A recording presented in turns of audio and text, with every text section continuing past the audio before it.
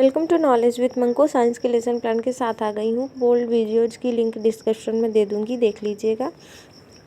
और अगर आप यहाँ तक आ गए हैं तो चैनल को सब्सक्राइब और वीडियो को लाइक शेयर ज़रूर करिएगा और बेल आइकन भी प्रेस कर लीजिएगा ताकि आप लोगों को मेरे लेसन प्लान और वीडियोज़ की नोटिफिकेशन मिलती रहे।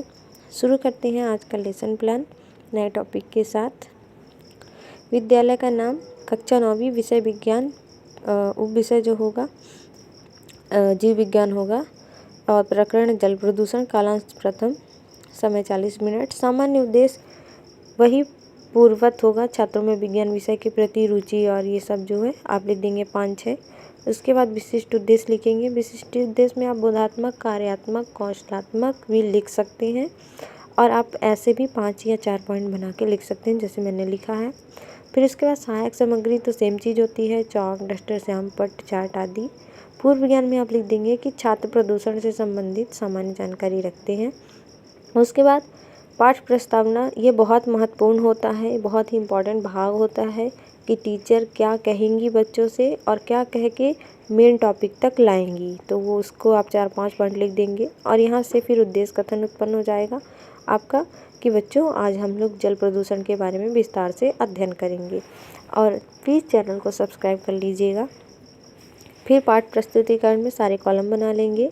एक तरफ क्रमांक होगा, फिर शिक्षण बिंदु, फिर छात्र अध्यापक कार्य, फिर विद्यार्थी अनुक्रिया, फिर शिक्षण विधि और उसके बाद सबसे लास्ट में श्याम पट्टकार होगा। फिर विकासात्मक प्रश्न करेंगे और शिक्षण बिंदु में कुछ लिखेंगे। उसके जस्ट नीचे आप स्पष्टीकरण करेंगे कि जल में होने वाले प्रदूषण को जल प्रदूषण कहते हैं और इसको ध्यानपूर्वक सुन रहे हैं। व्याख्यान विधि है और स्रोत क्या क्या है उसके नीचे जस्ट लिख देंगे। फिर जैसे कि स्रोत हो गया घरेलू साबुन, बाहित जल, मल, अपशिष्ट, ये सब। उसके बाद प्रभाव भी लिख देंगे।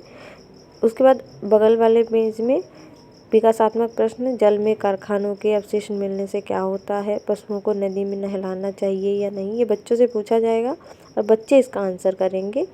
तो और विधि जो होगी शिक्षण विधि, यहाँ पे प्रश्नोत्तरी हो जाएगी। फिर इसी चीज़ को स्पष्ट किया जाएगा टीचर द्वारा, बच्चे बताएंगे बट अस्पष्ट उत्तर देंगे।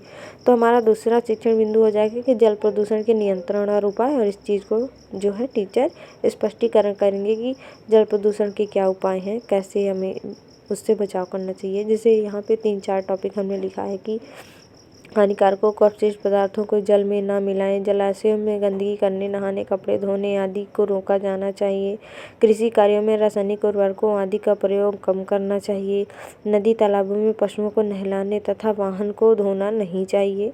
और इस चीज़ को जो है बच्चे ध्यानपूर्वक सुनेंगे और अपनी नोट कॉपी में नोट करेंगे। और शिक्षण विधि यहाँ पे जो होगी वो होगी व्याख्यान विधि। आप यहाँ पे स्पष्टीकरण विधि भी लिख सकते हैं। इसके अलावा अगर आप चार्ट से कुछ बना के लाए हैं तो आप यहाँ पे लिख सकते हैं कि प्रदर्शन विधि। प्लीज़ चैनल को सब्सक्राइब ज़रूर करिएगा। और ये रहा पूरा पेज। अगर आपको नहीं समझ आ रहा है कि कैसे लिखना है तो यहाँ पे मैं पूरा पेज लगा दे रही हूँ कि ऐसे ऐसे लिखना है। बहुत ईजी होता है। अगर आप लोगों को कोई भी कमी लगती है तो आप कमेंट सेक्शन में ज़रूर बताइएगा कि हम कैसे लेसन प्लान को शेयर करें ताकि आपको समझ आए। वैसे भी जिस तरीके से शेयर कर रही हूँ, आई होप आपको इजी लग रहा है कि कैसे लिखना है, क्या करना है, तो समझ आ रहा होगा। फिर श्याम पट्टकार। उसके बाद मूल्यांकन प्रश्न 2 लिख देंगे। 2 या 3 इतना ही लिखा जाता है। जैसे कि हमने लिख दिया कि जल प्रदूषण के मुख्य स्रोत के नाम और किसी प्रदूषित नदी का नाम बताइए। फिर निरीक्षण कार्य में छात्र अध्यापिका निरीक्षण करेंगी। फिर लास्ट में लिख देंगे गृहकार के जल प्रदूषण के कारण या लाभ बताइए। होमवर्क 1 या 2 क्वेश्चन देने हैं, ज़्यादा नहीं देने होते हैं। ठीक है, वीडियो ख़त्म करती हूँ, मिलती हूँ नए टॉपिक के साथ। तब तक बाय बाय।